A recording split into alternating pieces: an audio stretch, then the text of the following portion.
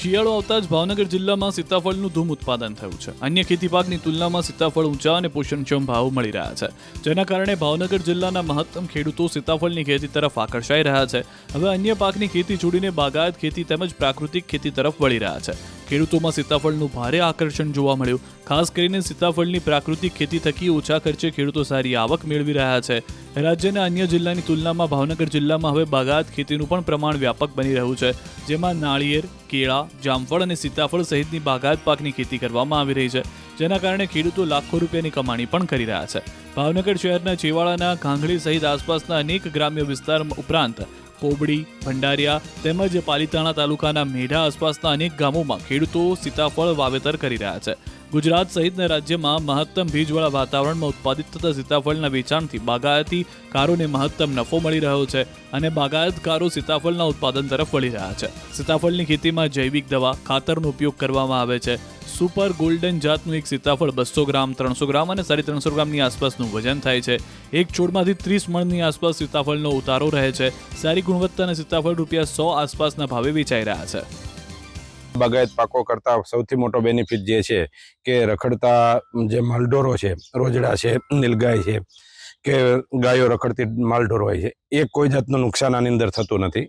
સામે એ જેઠ મહિનેથી એમના ફૂલ અને કોળ આવવાનું શરૂ થતું હોય છે અને ચોમાસું પૂરું થાય, દિવાળી ટાઈમે આજુબાજુની સિઝન પૂરી થઈ જતી હોય છે, એટલે જે ખેડૂતોએ માવજત રાખવી પડતી હોય, એની કેર કરવી પડતી હોય છે, એ મોટાભાગે આ ફળઝાડની અંદર ખૂબ ઓછી માવજતની જરૂર પડતી હોય છે।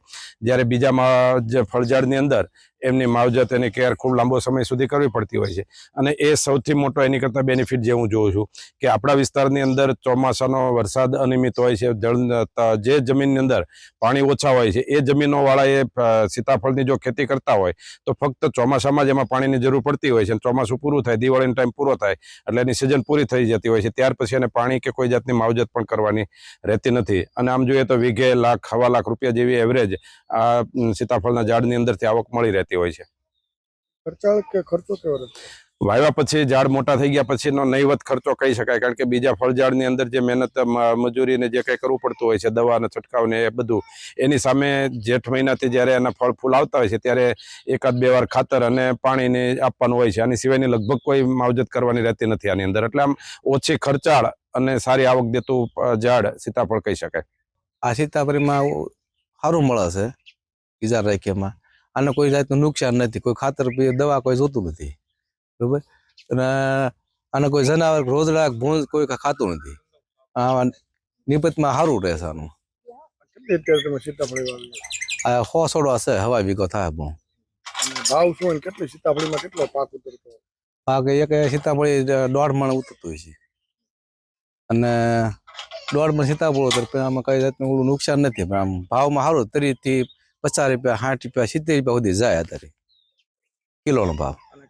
સીઝન ક્યારે આવતી પાક? જેઠ મહિને વરસાદ આવે, અત્યારે તો પૂરી થઈ ગઈ, દિવાળી આજ પૂરી થઈ જાય ને જેઠ મહિને વરસાદ આવે એટલે ઇન મેળા કોળ ને મોર બે હારે આવે।